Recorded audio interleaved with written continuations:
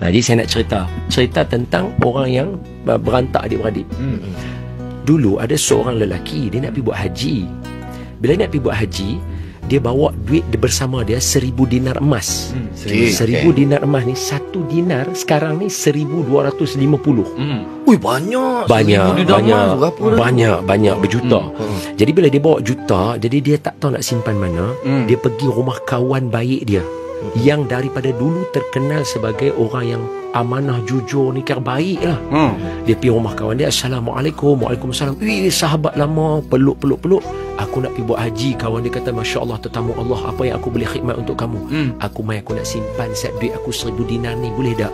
Aku habis haji, aku ambil balik.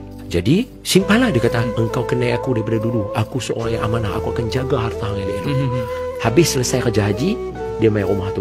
Mana lebih kurang dalam seminggu lagu tu dia patah balik. Dia bagi salam, Assalamualaikum. Kali ni yang jawab salam adalah anak dia. Bapak mana? Pakcik masuk dulu, mai kami cerita. Masuk budak tu apa?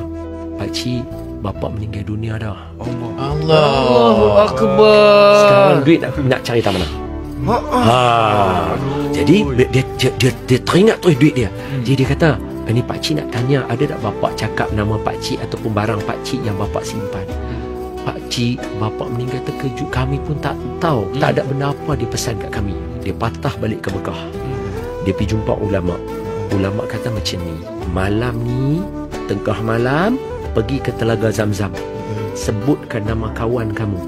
Kalau dia ahli syurga, dia akan jawab panggilan kamu. Hadis Nabi sebut Telaga Zamzam ni pintu, orang kata salah satu daripada pintu-pintu syurga. Allah Akbar. Dia panggil nama kawan dia sekali, 2 kali, 3 kali, tak jawab. Esok dia jumpa balik ulama tu, bagi tahu. Ulama tu kata apa? Inna lillahi wa inna ilaihi raji'un. Kawan kamu dalam neraka sekarang ni. Dia terkejut. Dia kata, apa kawan aku buat dengan duit aku ni? Terus ulama tu kata, pergi ke Yaman. Di Yaman ada satu telaga. Telaga tu sampai sekarang, tempat tu sampai sekarang menyeramkan. Kalau tanya penduduk Yaman, dia faham akan dengar, sometimes akan dengar suara orang menjerit. Sebab apa? Kata Nabi, itu adalah salah satu pintu neraka.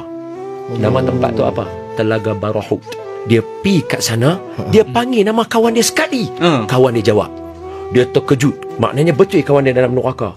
Terus dia tanya, mana duit aku? Dia tanya macam tu. Kawan dia kata, hang kan kenal aku. Aku seorang yang akan menjaga amanah yang hang bagi kat aku. Duit hang aku tanam di sekian-sekian tempat dekat pokok rumah aku macam ni. Siapa pun ahli keluarga aku tak tahu, termasuk isteri aku. Sebab aku takut duit yang banyak ni dia akan ambil. Baik. Jujur mana? Mat, apa sebab hang masuk neraka? Kawan dia jawab, aku ada seorang adik perempuan. Aku tak pernah tanya khabar dia. Ketika dia minta tolong aku tak pernah tolong dia.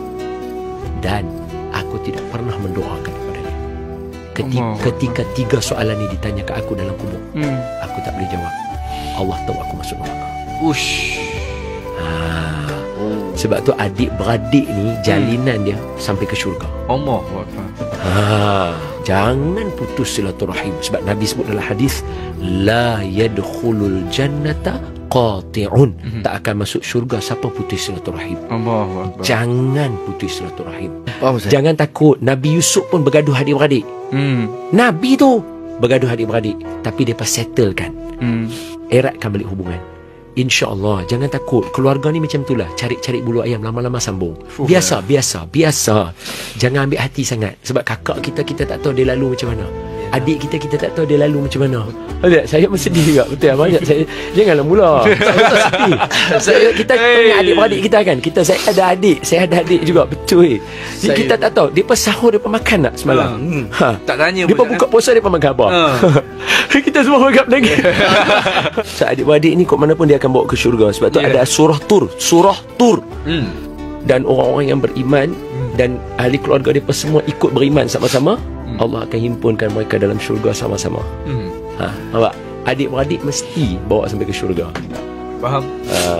So selamat lah. Okay.